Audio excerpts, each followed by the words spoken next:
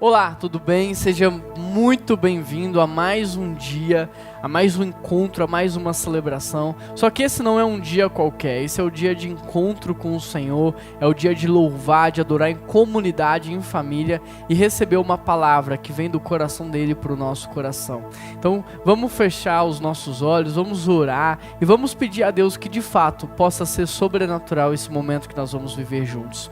Querido Deus e eterno Pai, nós queremos agradecer ao Senhor pelo privilégio que nós temos de poder participar de um momento como esse.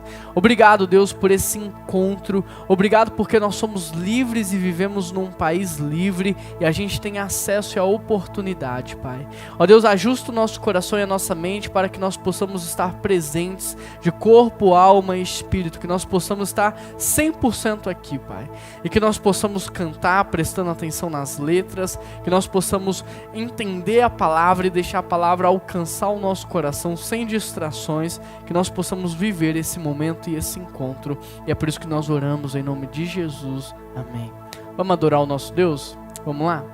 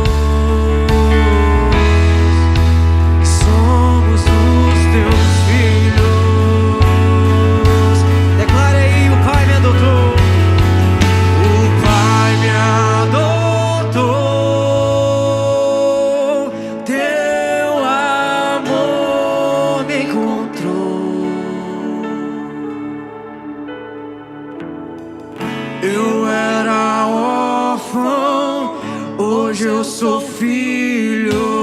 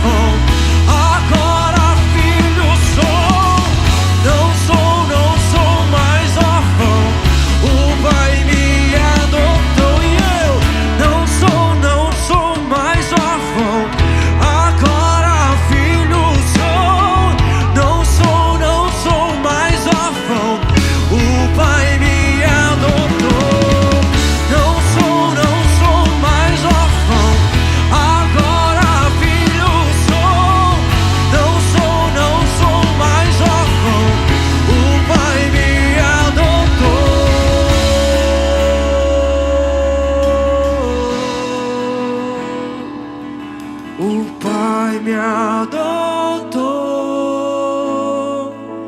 teu amor me encontrou.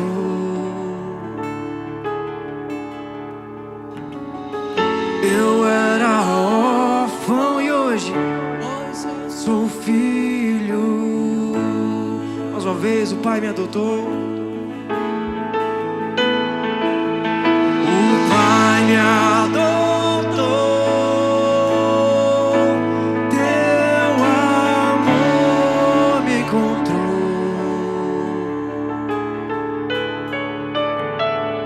Eu era órfão, hoje eu sou filho.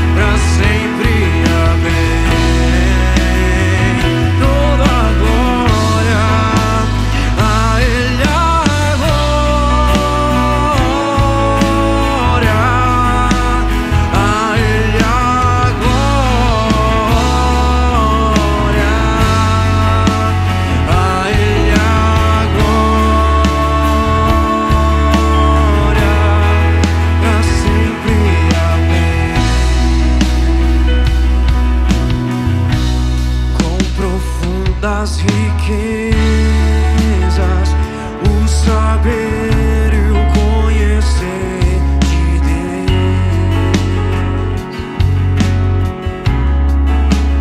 Quão insondáveis teus juízos e teus caminhos. Quão profundas riquezas, o saber e o conhecer de Deus. E quão insondáveis são, quão insondáveis teus juízos e teus caminhos. A Ele a glória, a Ele a glória, a Ele a glória, pra sempre. Amém. Toda a glória, a Ele a glória, a Ele a glória, a Ele a glória, pra sempre. Amém. Toda igreja, a Ele a glória, a Ele a glória,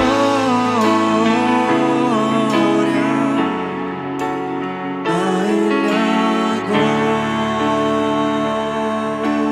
glória, pra sempre. Amém.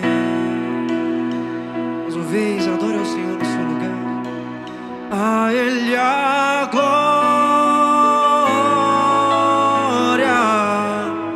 a Ele a glória, a Ele a glória,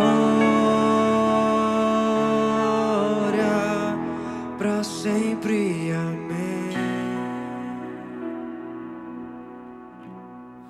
Que Deus. Deus é bom demais, né? Deus é maravilhoso e a gente só tem que agradecer a Deus pela fidelidade dele. Quando eu olho para trás e olho para todo esse ano, nossa, eu tenho tantas razões para agradecer a Deus. Quando eu olho para minha equipe, para o meu time aqui, são tantas histórias, tantos milagres, tantas coisas sobrenatural Deus fez. Quando eu olho para a igreja, sabe, por exemplo, nós pintaríamos a igreja daqui 5, 6, talvez até daqui 10 anos, mas Deus está nos dando a oportunidade de pintar a igreja, o templo, a parte interna, para quando nós retornarmos presencial em novembro, nós possamos ter um ambiente mais leve, mais alegre, um lugar mais gostoso para a gente congregar e celebrar como família. Então, nós não temos nada para reclamar, nós só temos razões para agradecer. Eu quero convidar você a fazer parte de algo maior do que a sua vida.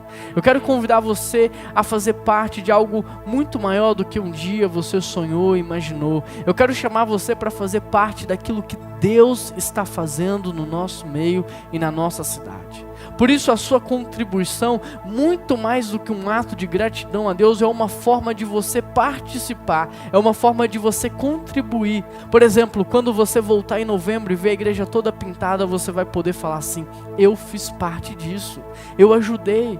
Quando o ministério infantil estiver todo reformado, lotado de crianças, você vai poder falar: eu ajudei, eu fiz parte disso.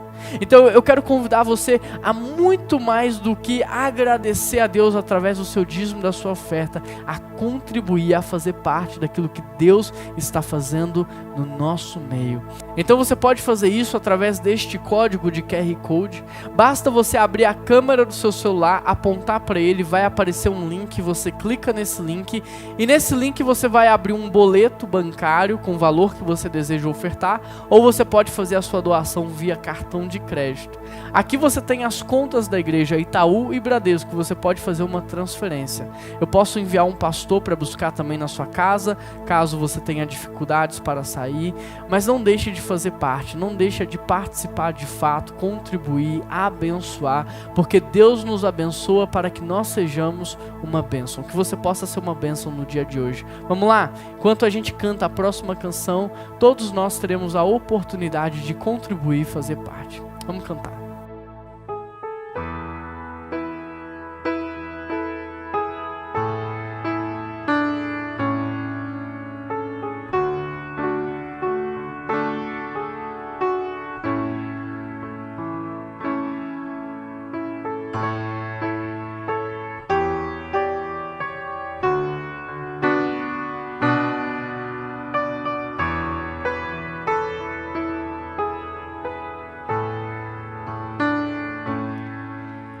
De cruz se erigiu, dela um dia fugiu, com emblema de vergonha e dor. Eu contemplo esta cruz, porque nela Jesus deu a vida por mim.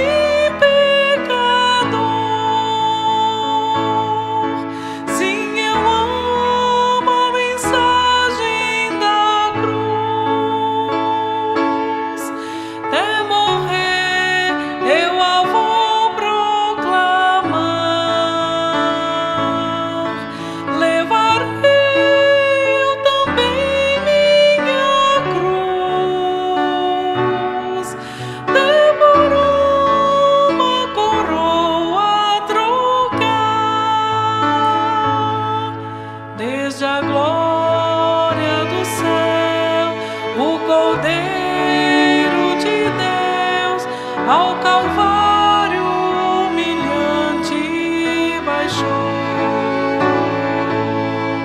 Esta cruz tem pra mim atrativo sem fim, porque nela Jesus me salvou. Sim, eu amo a mensagem da cruz.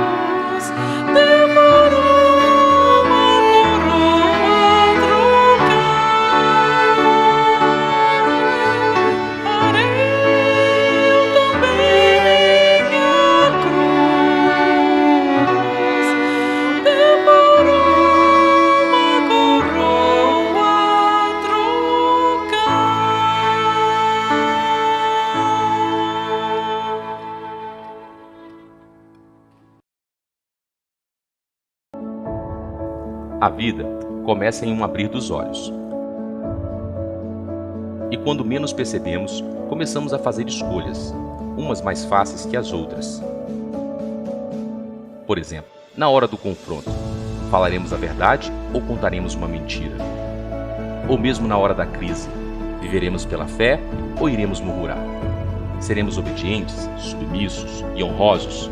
Ou viveremos sem princípios e valores? Essas escolhas vão definindo quem somos, a nossa essência, nossa vida e nosso futuro. Por isso é importante refletir e analisar, pois a vida é feita de escolhas e essas escolhas podem interferir na nossa vida. Que escolhas você tem feito? Seja bem-vindo à série Código da Vida.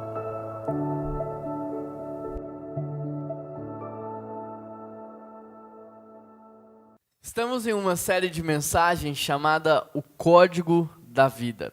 E nessa série de mensagens nós estamos abordando a carta de Tiago de maneira expositiva, versículo a versículo. E por isso eu convido você a anotar tudo que você pode, porque no final dessa série você vai ter estudado toda a carta e você vai ter avançado muito no seu conhecimento bíblico. Primeiro domingo nós falamos sobre o primeiro código, não despreze a aprovação, porque a aprovação te faz crescer. Depois nós falamos sobre o segundo código, que é viva com sabedoria. Depois o terceiro código, que é pratique a palavra. E hoje nós vamos abordar o quarto código da vida, que é viva pela fé. E para isso eu quero convidar você a abrir a sua Bíblia comigo em Tiago, capítulo 2, verso 1. Tiago, capítulo 2, verso 1. De novo, deixa a sua Bíblia aberta, a gente vai trabalhar todo o capítulo 2 e faça o máximo de anotações que você puder, porque isso faz com que você retenha muito mais conteúdo e aprenda muito mais. O verso 1, olha o que diz: meus irmãos, como podem afirmar que têm fé em nosso glorioso Senhor Jesus Cristo, se mostram favorecimento a algumas pessoas? Querido, olha só, antes de avançar, algumas coisas que nós precisamos relembrar. Primeiro, Tiago, ele já falou que nós acolhemos a palavra, que nós ouvimos a palavra, que nós nascemos da palavra, e ele também disse que nós devemos praticar a palavra. Tiago foi claro que apenas conhecer a palavra ou ter uma doutrina sólida e firme não significa coisa alguma se você não vive, se você não pratica. Então agora no capítulo 2, Tiago vai iniciar e ele vai nos mostrar aqui que uma fé verdadeira, ela é conhecida pela prática da palavra e que o subproduto dessa prática são relacionamentos imparciais. De forma, presta atenção nisso, que favoritismo e acepção de pessoas não são práticas e nem atitudes de um cristão. O interessante é que, apesar de ter sido escrita há tantos anos, a carta de Tiago continua muito atual nos nossos dias. Porque hoje nós enfrentamos problemas como racismo, bullying, preconceito, disputa de poder entre raças, povos, minorias e por aí vai. E é exatamente por isso que hoje muitos querem ler a Bíblia usando como hermenêutica os pobres, os negros, os africanos, os LGBTs, o feminismo ou qualquer que seja o grupo que se autodenomine minoritário. Mas nós precisamos ter cuidado em relação a essa hermenêutica, pois usar de qualquer outra coisa que não seja Jesus Cristo para ler e compreender toda a palavra é arriscado demais. Muitos teólogos da internet começam assim, com assuntos comoventes, com assuntos relevantes que vão atrair o público, mas depois terminam negando a Cristo. Terminam negando a existência, a morte, a ressurreição, a divindade de Jesus. Por isso, presta atenção no que eu estou te dizendo. Muito cuidado com quem você está ouvindo, porque isso está formando a sua maneira de pensar. Muito cuidado com quem está ouvindo, porque isso está formando a sua imagem de Deus, então toma cuidado. Na semana passada eu falei, eu vou voltar a repetir hoje, não é só Deus quem chama pastores, não é só Deus quem abre igrejas. Hoje em dia, o diabo de maneira muito sutil, ele está chamando pastores, cantores, missionários, ele está formando essas pessoas e enviando-as para abrir igrejas, para iniciar ministérios na internet. Por isso, muito cuidado, não escuta quem você não conhece. Se você não conhece a história da pessoa, os fundamentos, a raiz dessa pessoa, não escuta, porque senão você pode ser enganado. Agora, a Bíblia é suficiente. Se ainda assim você estiver escutando, compara com a palavra, porque a Bíblia é suficiente. Ela não precisa de acréscimos, ela não precisa de ajustes, a Bíblia é suficiente. Ela não precisa ser submetida a uma agenda ideológica, ela é suficiente, ela fala sobre todos os assuntos, ela é atemporal. Por isso, se você lê a Bíblia, e se você praticar a Bíblia, não haverá preconceito. Se você ler a Bíblia e praticar a Bíblia, não haverá racismo, não haverá. Agora, é isso que Tiago está dizendo aqui. Verso 1, meus irmãos, como vocês podem afirmar que têm fé em Jesus Cristo, se vocês estão mostrando favorecimento a algumas pessoas? Olha o que Tiago está dizendo, não bate isso. Favoritismo e acepção de pessoas não são atitudes de um cristão. O tempo todo a Bíblia mostra que nós viemos do mesmo ser humano. O tempo todo a Bíblia nos mostra que nós somos um só, uma família. O tempo todo a Bíblia diz o quê? Que nós devemos amar uns aos outros, que nós devemos cuidar uns dos outros, que nós devemos viver em unidade. Portanto, o que nós precisamos, fala a verdade, não é de mais conteúdo, é de mais prática. O que nós precisamos não é de mais aulas, não é de mais palestras, é de prática, é de vida, é de praticar a palavra. Sabe por que nós vivemos hoje numa sociedade que discrimina tanto? Sabe por quê? Porque há muito conhecimento, mas há pouca vida. Há muito conhecimento, mas há pouca prática. Nós somos milhões no Brasil, milhões de cristãos e nada muda. Por quê? Porque há muito conhecimento teológico, há muita teoria, há muito conceito, mas há pouca vida, pouca prática. Por isso hoje, eu vou abrir meu coração para vocês. Eu vou, de certa maneira aqui, confiar o meu coração nas suas mãos. Eu vou falar de coisas que estão guardadas aqui dentro. Como pastor, eu estou cansado de ver militantes de internet. Eu estou cansado de ver péssimas esposas e mães militando sobre o feminismo. Eu estou cansado de ver péssimos cristãos militando sobre esquerda ou direita. Eu estou cansado de ver péssimos seres humanos que não respeitam o planeta militando sobre os animais. É incoerente isso. Eu estou cansado de ver jovens que não arrumam um quarto, que não ajudam os seus pais, que vivem imersos na bagunça, querendo consertar o país, criticando quem está tentando fazer alguma coisa. Eu estou cansado de ver pessoas que não fazem nada no reino de Deus, não servem, não ajudam, não contribuem, querendo ter um ministério profético na internet, querendo cantar, querendo ensinar. Como pastor, eu estou cansado dessa hipocrisia que nós vivemos hoje, essa vida fake, essa vida de aparência, onde a minha fala não bate com a minha maneira de viver, aonde eu digo uma coisa, mas pratico outra completamente diferente.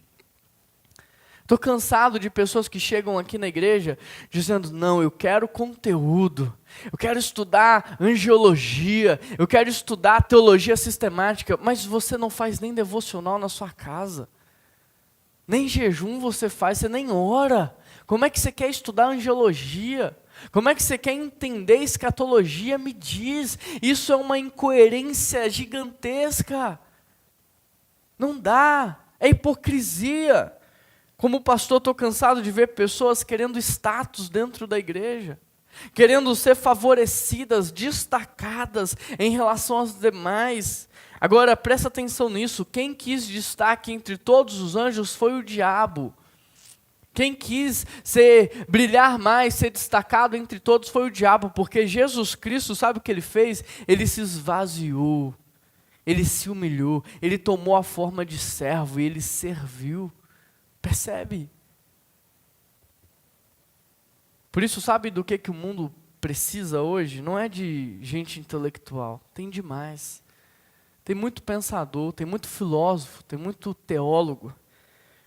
O que o mundo precisa hoje não é de pregador de internet, não é de cantores, não é isso. O que o mundo está precisando não é de estrelas do mundo gospel. O que o mundo está precisando é de gente transformada, que vive a palavra. É mais simples do que você imagina. Tira a sua cabeça do macro, coloca no micro. Porque enquanto você estiver sonhando com estrelato, nada vai acontecer. Você precisa viver a palavra. Se você praticar 1%, presta atenção nisso. Se você praticar 1% do que a palavra diz, vai acontecer uma verdadeira revolução na sua família. Se você pelo menos fosse um bom marido, né? Às vezes você está querendo liderar multidões, mas se você fosse pelo menos um bom marido, se você fosse pelo menos uma boa esposa, você está querendo às vezes liderar uma empresa, mostrar o poder da mulher, mas se você fosse pelo menos uma boa esposa, se vocês fossem pelo menos um bom pai, uma boa mãe, se vocês fossem pelo menos um bom cristão, isso já seria algo revolucionário na nossa sociedade. Isso já traria um impacto, não só na nossa geração, mas nas próximas gerações. Se você pelo menos amasse a Deus sobre todas as coisas, se você pelo menos amasse o seu próximo como a si mesmo, isso já traria uma grande transformação. Portanto, é assim que Tiago começa a sua carta, dizendo que nós acolhemos a palavra e que ela caiu no nosso coração como uma semente, e por causa disso nós nascemos da palavra e que agora nós devemos praticar a palavra. E aí ele vai avançar dizendo que o subproduto dessa prática são relacionamentos saudáveis, são relacionamentos imparciais. Repare no apelo que Tiago está fazendo. Meus irmãos, olha como Tiago está começando o verso 1. Meus irmãos, como crentes do nosso glorioso Senhor Jesus Cristo, não façam diferença entre as pessoas. Não trate um em detrimento do outro em relação a nível de valor. Não faça essa separação. Ou seja, se você é um crente em Jesus, você não pode discriminar as pessoas por aquilo que você vê. Se você é um crente em Jesus, você não pode ser parcial nos seus relacionamentos. Você não pode fazer network no sentido de se relacionar somente com quem pode te retribuir alguma coisa. Você não pode classificar as pessoas como pessoas que podem me ajudar no futuro e pessoas que são inúteis. Você não pode agir com a lógica desse mundo. Verso 2. Se, por exemplo, alguém chegar a uma das suas reuniões, vestido com roupa elegante, usando joias, e também entrar um pobre com roupas sujas, e vocês derem atenção ao que está bem vestido, dizendo, sente-se aqui nesse lugar especial, mas disserem ao pobre, fique ali de pé, ou sente-se no chão. Verso 4, essa discriminação não mostrará que vocês agem como juízes que são guiados por motivos perversos?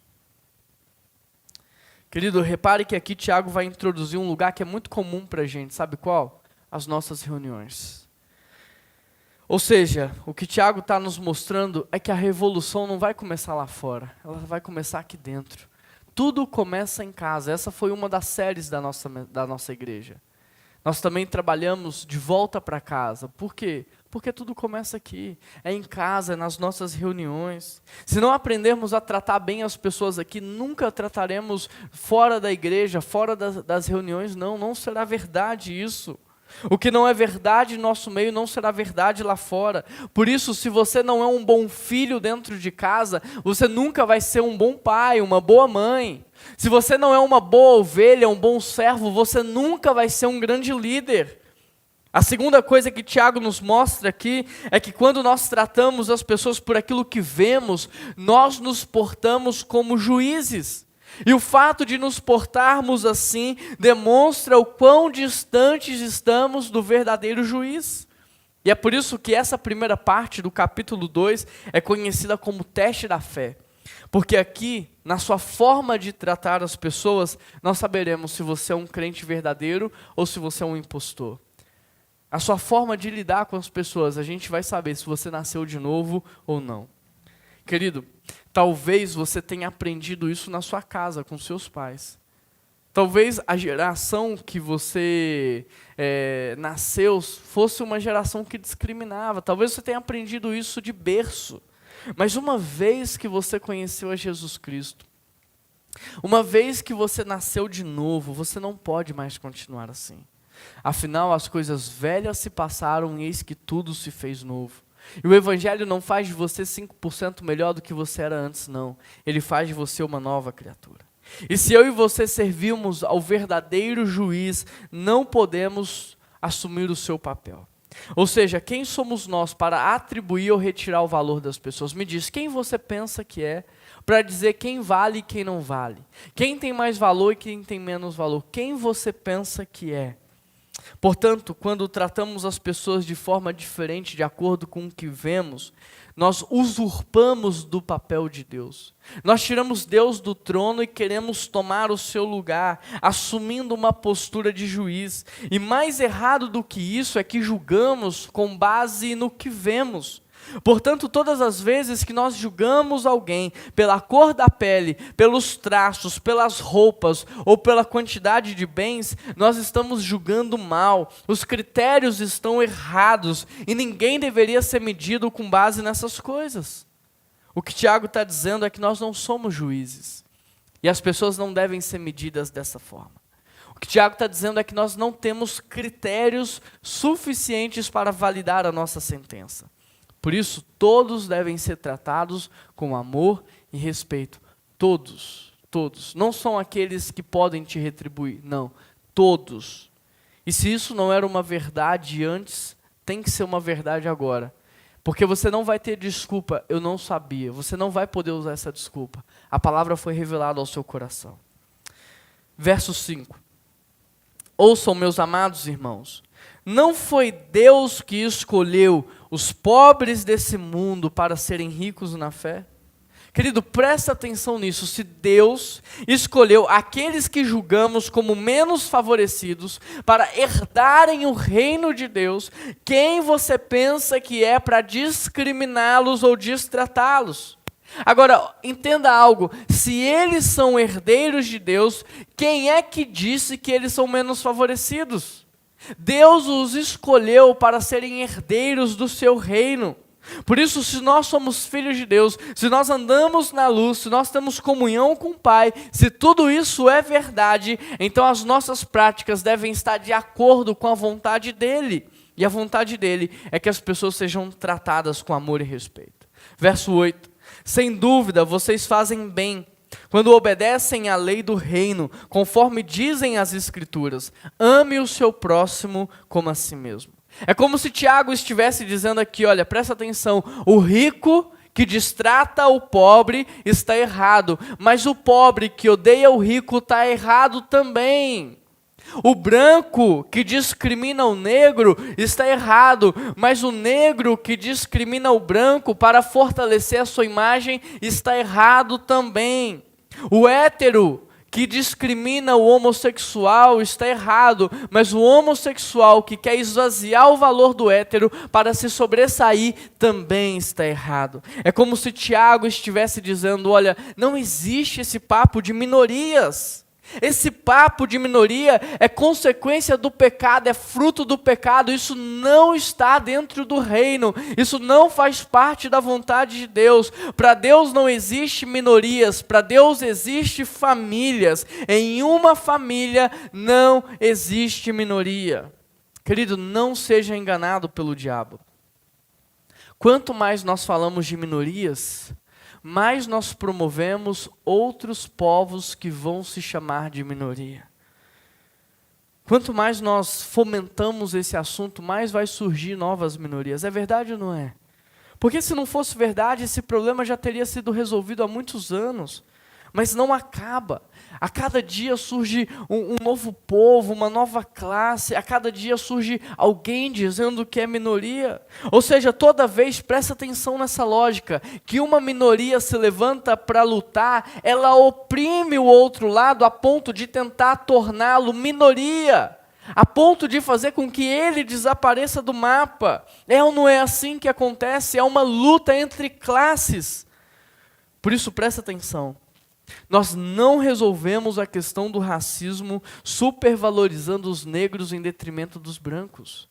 A gente não vai resolver a discriminação dos homossexuais, os colocando acima dos heterossexuais. Nós não resolvemos a questão do preconceito desta maneira. Ou seja, a solução não é defender aquilo que a sociedade chama de minoria. A solução é a gente lutar pelas famílias. Porque só existe minoria porque a família fraca, porque a família quebrada, porque a família desestruturada, porque aonde existir uma família forte e saudável, não existirá desamparo, solidão, orfandade, não existirá essas coisas. Portanto, sabe qual é a verdadeira solução? Tiago nos ensina aqui no verso 8, ame o seu próximo como a si mesmo. A solução está aqui, ame o seu próximo como a si mesmo. E sabe o que é isso na prática? Seja uma família. Seja uma família, porque lá em casa, por exemplo, a minha mãe é morena, meu pai é branco, eu sou essa mistura, meus irmãos são morenos. Lá em casa tem gente careca, tem gente com cabelo liso, tem gente com cabelo enrolado, tem gente com cabelo crespo. Lá em casa tem gente que tem boa condição financeira, tem gente que não tem uma boa condição financeira, mas o interessante é que lá em casa não tem racismo. Não tem.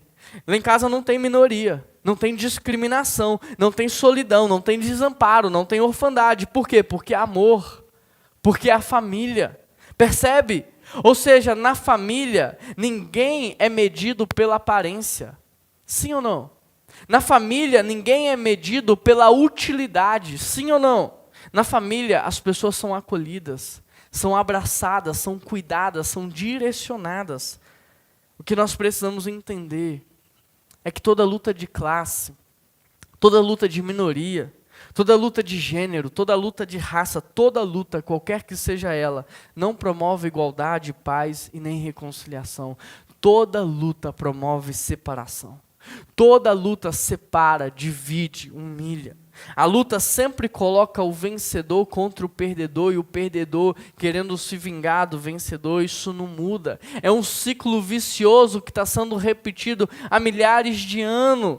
De forma que isso não acaba e nem vai acabar se a gente continuar com a mesma postura. Isso é insanidade. Fazermos a mesma coisa que os nossos antepassados fizeram é insanidade. Nós precisamos pensar que temos que fazer algo novo para ter um resultado novo. O diabo tem distraído, essa é a verdade, o diabo tem distraído nossos líderes. O diabo tem distraído pastores, o diabo tem distraído teólogos, o diabo tem distraído cristãos, sabe por quê? Porque enquanto essa galera está na internet, está nos debates, está gastando horas e horas e horas em debates e discussões, eles não estão ensinando a palavra. Eles não estão discipulando, eles não estão vivendo, eles não estão praticando. E como resultado, nós teremos uma sociedade cada vez mais dividida e mais desigual. Como eu falei, eu, como a maior parte dos brasileiros, tenho uma família bem heterogênea em todos os sentidos. Mas apesar disso, o que um come, o outro come também. O que um veste, o outro veste também. Os lugares que um acessa, todos acessam. E por que isso acontece? Porque é amor, porque é a família. E é isso que Tiago está nos dizendo. A solução é: ame o seu próximo como a si mesmo. De forma, querido, que eu posso ter apenas um pão nas minhas mãos. Mas se o meu irmão lá em casa estiver com fome, sabe o que eu vou fazer? Eu vou dar o pão para ele. Eu vou repartir o pão com ele. Agora, por que isso não acontece no macro? Por que isso não acontece na cidade? Por que isso não é uma verdade na sociedade? Porque ao invés de nós cultivarmos o conceito de família, de unidade, de amor ao próximo, nós cultivamos o conceito de classes. Nós cultivamos na nossa mentalidade o conceito de minorias, percebe? Por isso, ao invés da gente se unir e se ajudar, nós lutamos uns contra os outros. E é isso que tem acontecido todos os anos. E é isso que o diabo quer que continue acontecendo. Então não deixe ele te distrair, não. Não deixe ele te enganar. Porque enquanto a gente vê as pessoas dessa maneira, a nossa prática não vai mudar. Padrão de pensamento modela comportamento e comportamento autoriza intervenção espiritual. Percebe o quanto o diabo tem investido para modelar a nossa maneira de pensar, para gerar separação? Por quê? Porque se nós nos enxergarmos dessa maneira, o nosso comportamento não vai ser de autoajuda, não vai ser de cuidado mútuo, não vai ser de amor ao próximo, vai ser de separação, de guerra. E deixa eu te dizer mais, isso não é novo. Isso não é algo que começou agora. Sabe onde tudo isso começou? No dia em que Adão e Eva se rebelaram contra Deus. A serpente disse o quê? Se vocês comerem do fruto, os seus olhos se abrirão. Mas eles não eram cegos para que os seus olhos se abrissem. O que aconteceu foi o seguinte, os olhos espirituais foram fechados e os olhos carnais foram abertos. A partir daquele momento mudou a maneira de olhar. Eles olharam para Deus e sentiram medo, fugiram de Deus. Olharam um para o outro e sentiram vergonha, sentiram culpa, sentiram sentimentos de disputa, de raiva, de ódio. A partir daquele momento nasceu a disputa entre homem e mulher, a luta pelo domínio, a luta pelo poder. Ou seja, sem Deus uma família se tornou uma sociedade. Isso aconteceu no Éden. Sem Deus, um se tornou dois, e ali aconteceu a disputa. Sem Deus, o ser humano se tornou raças. Sem Deus, a união se tornou inimizade. Então, tudo isso não é novo. Aconteceu no Éden, quando o ser humano se rebelou contra Deus. Portanto, presta atenção, a solução não é ficar fomentando na internet essa discussão. A solução não é ficar discutindo, não é ficar debatendo. A solução está na reconciliação da humanidade com Deus. 2 Coríntios 5,18 diz, tudo isso provém de Deus, que nos reconciliou consigo mesmo por meio de Jesus Cristo, e agora nos deu um ministério, o ministério da reconciliação. Ele não te deu o ministério do debate público. Ele não te deu o ministério de divulgar fake news. Ele não te deu o ministério da publicidade. Não, ele te deu o ministério da reconciliação. Ou seja, a nossa função enquanto cristão não é ficar fomentando essa disputa, esse ódio. A nossa função é promover a reconciliação entre o homem e Deus. Porque como consequência dessa reconciliação com Deus, haverá reconciliação entre nós. Querido, presta atenção nisso, o que transforma o homem não é conscientização. A conscientização modela comportamento, mas comportamento é esquecido. A conscientização não transforma ninguém. O que nós precisamos entender é que só Deus pode restaurar o coração do homem. Só Deus pode transformar o homem a ponto dele não mais olhar com preconceito, a ponto dele não mais olhar com egoísmo e individualismo. Só em Deus o ser humano será restaurado a ponto de não mais olhar com discriminação. Só em Deus nós voltaremos a ser uma família. Ou seja, quanto mais fomentamos essa luta de classes, essa luta de minorias, mais desigualdade e guerra nós geramos. E é isso que o diabo mais quer que você faça. Por isso, não sirva ao diabo, sirva a Deus. O seu ministério é o ministério da reconciliação. E quanto mais nós cultivamos essa reconciliação do homem com Deus, mais nós promovemos no nosso meio o conceito de família. E sendo assim, um dia, e a gente está caminhando para esse dia, não haverá mais desigualdade, não haverá mais preconceito, não haverá mais racismo. Um dia nós entraremos no paraíso, no céu, e nada disso vai existir. Agora, é uma progressão, nós vivemos o já e o ainda não. A nossa função aqui é contribuir para a restauração da criação, da humanidade. Agora, talvez você esteja se questionando, mas como é que eu vou ser família com pessoas que eu não conheço? Como é que eu posso ser família com pessoas desconhecidas que não carregam o mesmo sangue que eu? Querido, o seu sangue, até o pernilongo tem. Isso não te faz ser uma família com ele. Ou te faz. Família é muito mais do que sangue. Família é algo sobrenatural. Família é algo espiritual. A Bíblia diz: amigos que são mais chegados do que irmãos. Família é algo espiritual. O que você precisa entender é que desde o jardim do Éden, Deus está formando uma família para si, uma noiva para o filho e uma morada para o Espírito Santo. Deus está formando uma família. Por causa de Deus, da obra de Cristo, da obra do Espírito Santo, nós podemos sim ser uma família. E é isso que acontece numa comunidade de fé. Às vezes a gente começa a conversar com uma pessoa e em 30 minutos a gente já sente um elo sobrenatural, um vínculo sobrenatural. É Deus formando uma família. Deus muda a nossa maneira de olhar. Deus transforma pessoas desconhecidas em família. Deus nos ensina a amar. Deus nos ensina a cuidar. Por isso, aonde existir uma família cheia da presença de Deus, não existirá racismo, bullying, preconceito ou discriminação. Agora me diz, não é isso que a gente tem vivido enquanto igreja? Essa não é uma verdade no nosso meio? Esse senso de família, de amor, de cuidado mútuo, essa unidade, não é verdade isso no nosso meio? Se é verdade aqui, também pode ser verdade no macro. Porque famílias são a base da sociedade. Só existe cidade porque primeiro existiu família. Então eu quero encher o seu coração de esperança, porque aonde existir uma família cheia da presença de Deus, não existirá discriminação e nem preconceito. Verso 9. Mas se mostram favorecimento a algumas pessoas, cometem pecado e são culpados de transgredir a lei. O que Tiago está dizendo é, você pode ter frequentado uma igreja a vida inteira, você pode ter cantado no coro, servido nos ministérios, você pode ter feito inúmeras viagens missionárias, mas se ainda assim você agir com discriminação e tratar as pessoas com favoritismo, sabe o que vai acontecer? Você vai ser julgado e condenado. Olha o que diz o verso 10. Pois quem obedece todas as leis, exceto uma, torna-se culpado de desobedecer todas as outras. Verso 11. Pois aquele que disse, não cometa adultério, também disse, não mate. Logo, mesmo que não cometam adultério, mas se matarem alguém, transgredirão a lei.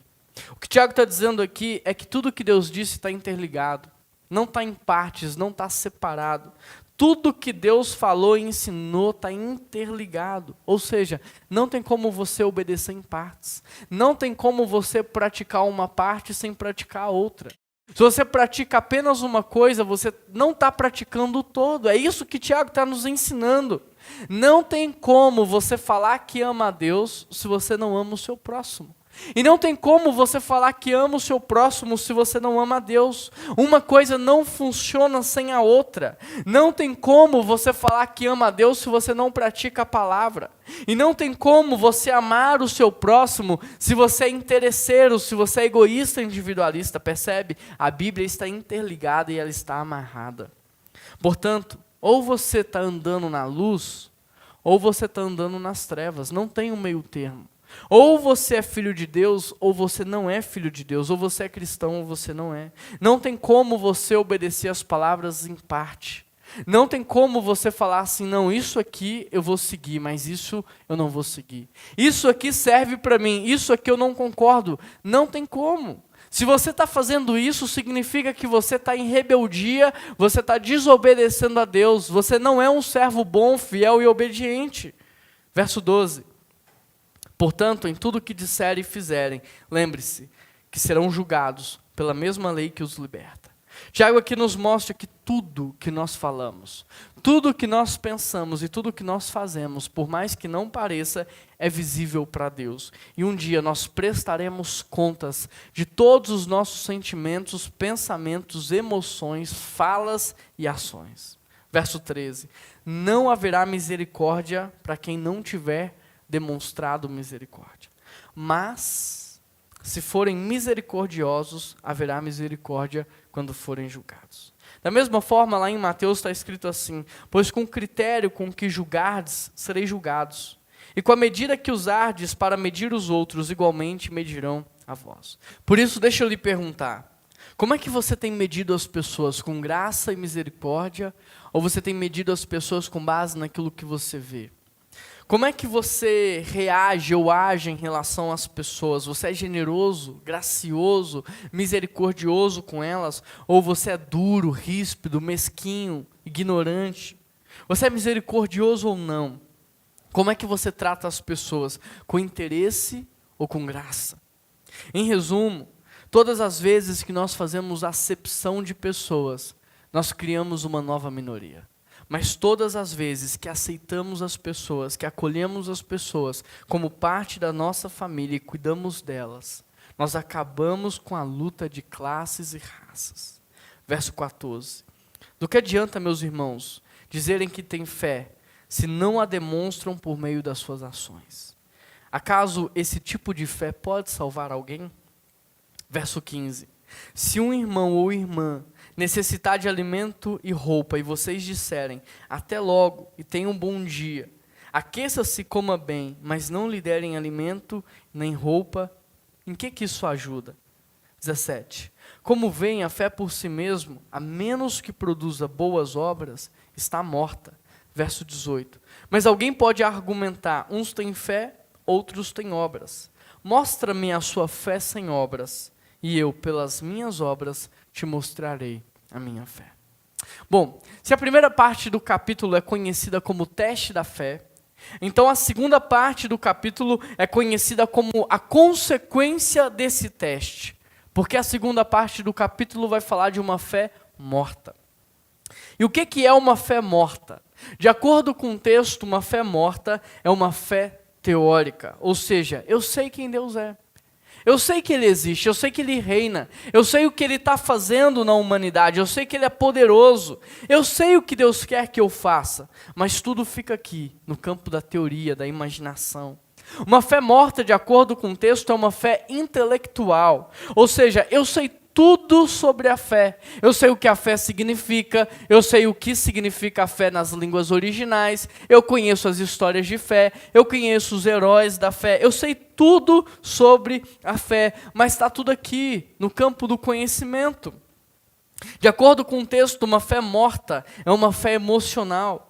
Ou seja, enquanto eu estou no culto, sendo ministrado com um piano no fundo, eu sinto que tudo posso naquele que me fortalece. Me sinto guerreiro e sei que vou vencer na vida.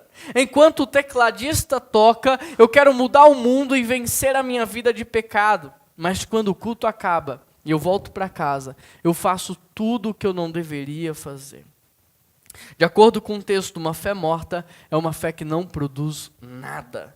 Ou seja, embora nós saibamos quem Deus é, o seu poder, o que Ele está fazendo e o que Ele quer que nós façamos, embora a gente saiba sobre tudo isso, e embora a gente sinta Deus agindo e operando, nós não produzimos frutos, nós não cooperamos, nós não participamos, nós não contribuímos. Sabe como é que a gente pode descobrir se uma pessoa tem uma fé morta ou não? É simples. Basta você chegar com um problema a ser resolvido e jogar ele na mesa. Porque quando você solta um problema a ser resolvido, você tem dois tipos de pessoas. Você tem aquelas que dizem, vai dar tudo certo, mas elas não fazem nada para ajudar, elas não cooperam para que aquilo de fato dê certo. E você tem o segundo tipo de pessoa, que é aquela que diz assim, vai dar tudo certo. O que é que a gente pode fazer para resolver isso? Por isso eu te pergunto, você tem fé apenas para saber que vai dar tudo certo?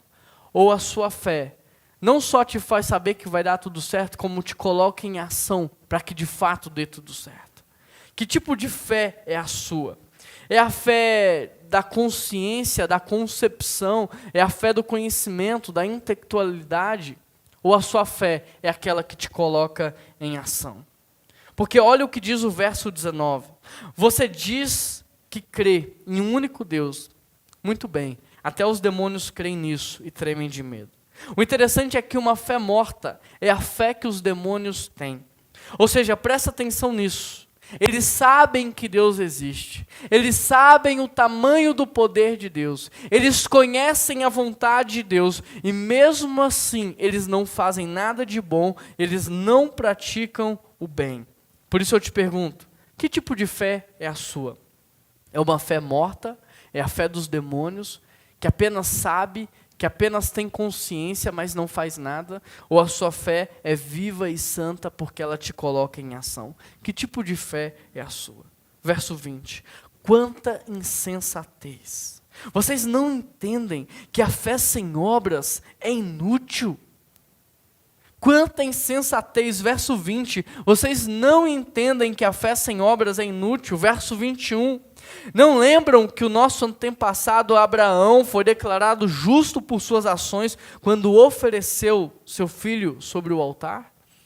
Como veem, sua fé e suas ações atuaram juntas, e assim as ações tornaram a fé completa. E aconteceu exatamente como as Escrituras dizem: Abraão creu em Deus e assim foi considerado justo. Ele foi até chamado amigo de Deus. Querido, o que nós precisamos entender é que a fé sem obras é como um pássaro que só tem uma asa. Ele não voa, ele rasteja. A fé sem obras é a mesma coisa de você não ter fé. Abraão foi chamado amigo de Deus não porque apenas tinha uma fé em Deus, mas porque a sua fé era acompanhada de ações. Ou seja, enquanto a fé morta não te tira do lugar, não te faz orar, não dobra o seu joelho, não te faz sair do sofá para ajudar, não te faz contribuir para abençoar, a verdadeira fé em Deus nos leva a agir. Coloca o nosso joelho no chão, estende as nossas mãos, abre a nossa carteira. Por isso é impossível, querido, que você tenha uma verdadeira fé em Deus e você não fazer nada para melhorar o seu casamento. É impossível que a sua fé em Deus seja verdadeira e você aceitar o fim do seu casamento ou as condições em que vocês estão vivendo. É impossível que você não faça nada. É impossível que você tenha uma fé verdadeira em Deus e troque os seus filhos pelo trabalho e não discipule e mentorie os seus filhos. É impossível que você tenha uma verdadeira fé em Deus e não seja generoso em suas doações, e não contribua e não abençoe. É impossível que você tenha uma fé verdadeira em Deus e não seja alguém acolhedor, que vai abraçar, que vai trazer as pessoas para caminhar com você. É impossível que você tenha uma verdadeira fé em Deus e continue vivendo do mesmo jeito. Você já sabe. Você que nos acompanha há algum tempo já sabe, fé não é um tiro no escuro. Fé não é uma aposta. Fé é você conhecer a Deus. Portanto, quanto mais conhecemos a Deus, mais temos autoridade para agir. Por quê? Porque conhecemos a vontade de Deus e sabemos o que Ele quer fazer. Portanto, se eu estou cumprindo o que Ele quer fazer, eu não preciso ter medo, vai dar certo. Entende? Quanto mais conhecemos a Deus, podemos ser generosos. Por quê? Porque a gente sabe que é Deus que nos dá, que é Ele que nos abençoa, que é Ele que nos entrega a prata, o ouro, o recurso financeiro, o tempo, a saúde. E é por isso que eu posso me doar. Por quê? Porque eu não vou ficar pobre pela doação. Você já viu alguém ficar pobre porque doa? Ninguém fica pobre porque doa. As pessoas ficam pobres quando usam o dinheiro para o seu próprio prazer. Percebe? A lógica do reino é diferente da lógica do mundo. Quanto mais conhecemos a Deus, mais somos livres para amar, porque nós sabemos que o verdadeiro amor é incondicional, unilateral, divino, ele não espera nada em troca. Quanto mais conhecemos a Deus, mais podemos agir com bondade. Por isso, de novo eu te pergunto, a sua fé tem te tornado mais parecido com quem? Com os demônios que sabem de tudo, mas não vivem nada?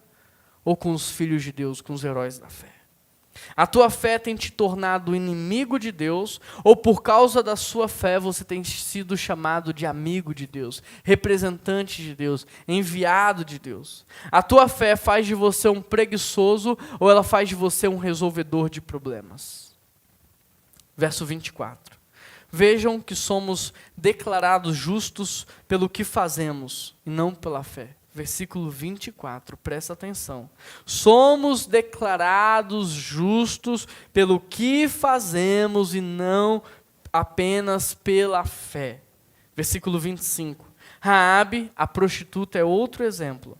Ela foi declarada justa por causa das suas ações, quando escondeu os mensageiros e os fez sair em segurança por um caminho diferente. Verso 26.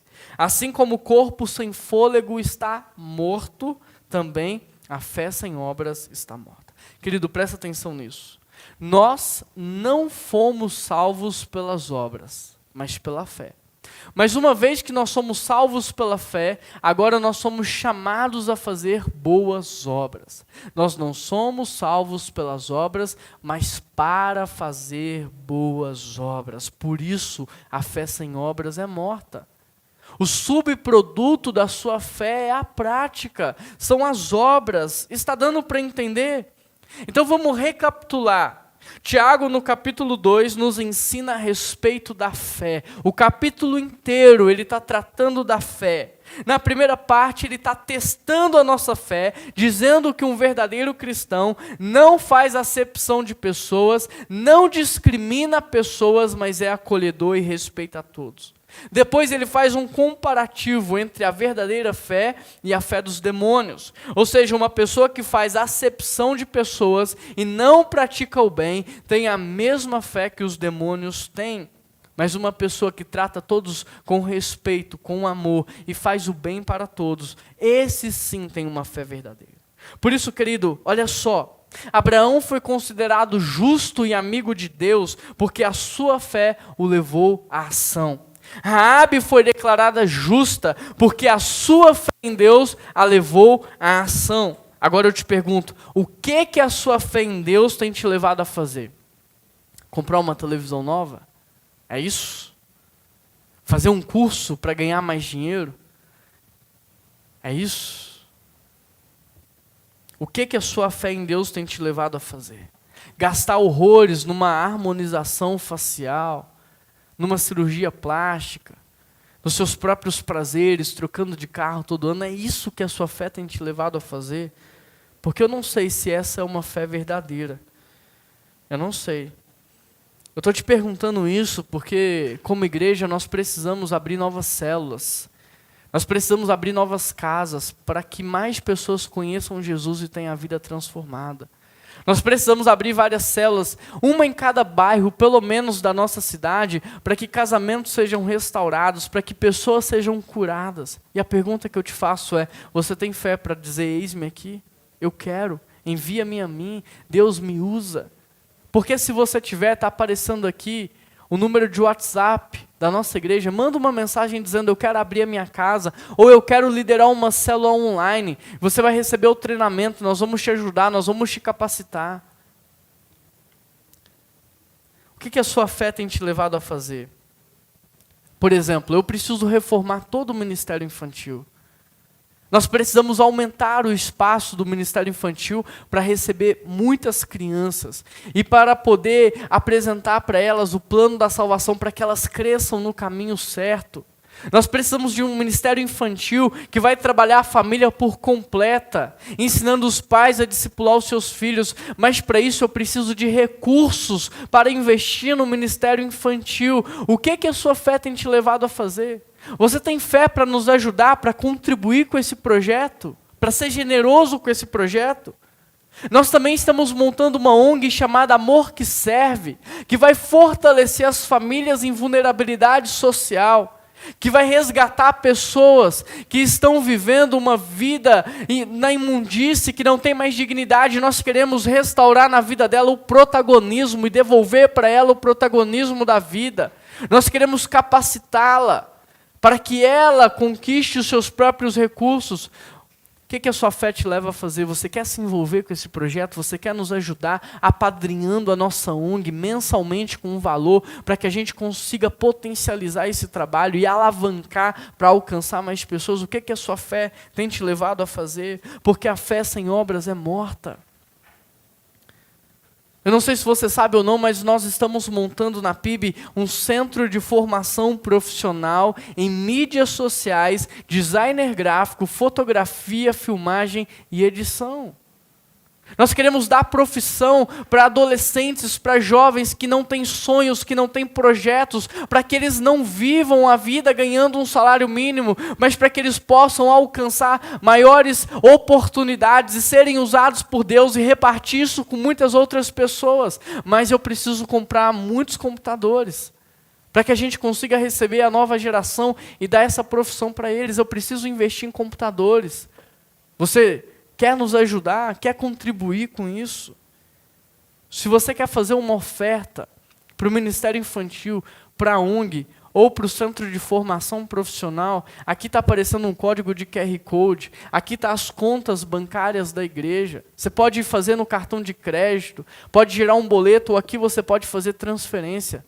Mas a fé sem obras é morta.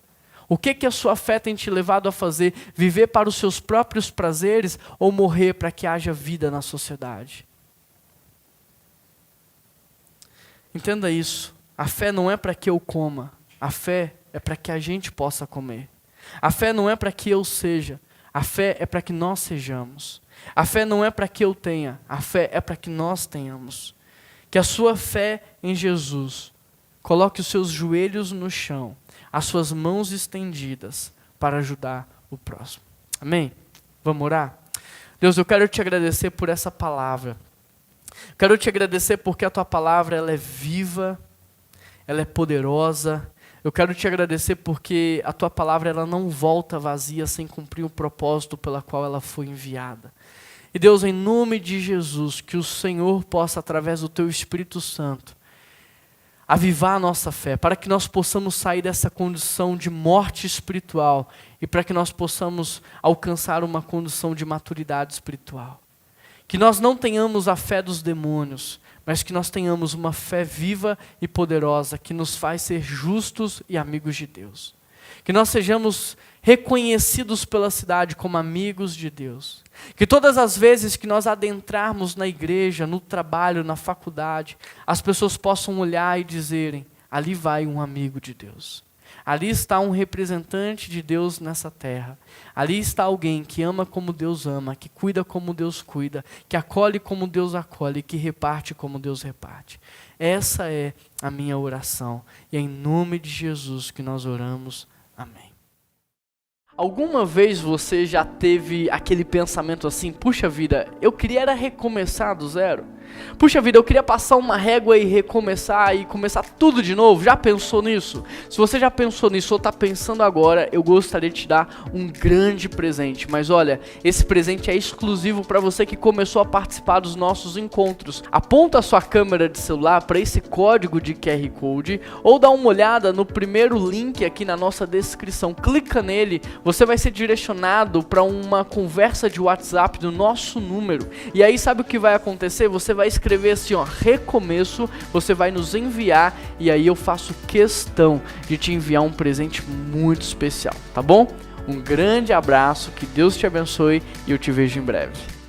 E aí, o que você achou desse recadinho especial? Se você está chegando agora, manda aí recomeço e nós vamos ter o prazer e a alegria de te abençoar com esse presente muito especial.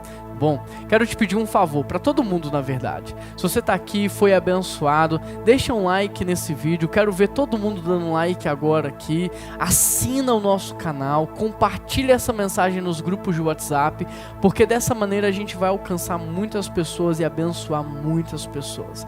Eu oro para que você tenha uma semana abençoada, que você seja muito usado por Deus e que você viva pela fé em Jesus Cristo, amém? Que Deus te abençoe. Um grande abraço e até semana que vem.